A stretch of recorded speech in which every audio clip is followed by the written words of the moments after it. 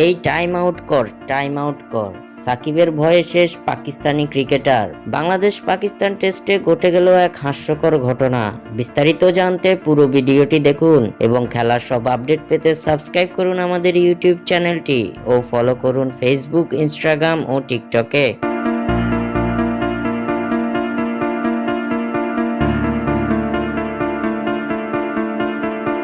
2023 cricket বিশ্বকাপে গত নভেম্বরে শ্রীলঙ্কার বিপক্ষের ম্যাচে অ্যাঞ্জেলো ম্যাথিউসকে টাইম আউটের শিকার করে ক্রিকেট বিশ্বে সাড়া ফেলে দেন সাকিব আল হাসান।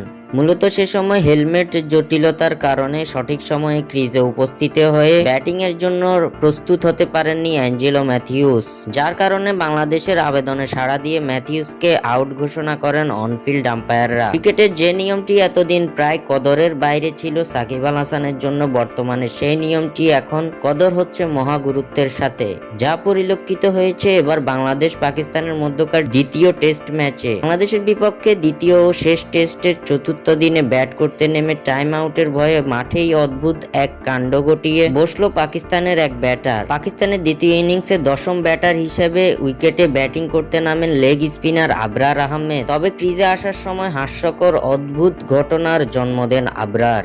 মোহাম্মদ আলী আউট হওয়ার পর তড়িঘড়ি করে মাঠে প্রবেশ করতে যান আবরার আহমেদ। টাইম আউটের ভয়ে দৌড়ে ব্যাটিং এ নামার সময় গ্লাভস পড়ে যায় আবরারের হাত থেকে। পরবর্তীতে গ্লাভস নিতে গেলে ফিল্ডিং এ থাকা বাংলাদেশের ক্রিকেটাররা বলতে থাকেন, এই টাইম আউট কর, টাইম আউট কর। সে সময় হাসতে থাকেন সাকিব আল হাসান। পাকিস্তান বনাম বাংলাদেশের মধ্যকার দ্বিতীয় টেস্ট ম্যাচে এমনই এক হাস্যকর ঘটনা ঘটে গেছে, যা বর্তমানে সামাজিক যোগাযোগ মাধ্যমে ভাইরাল।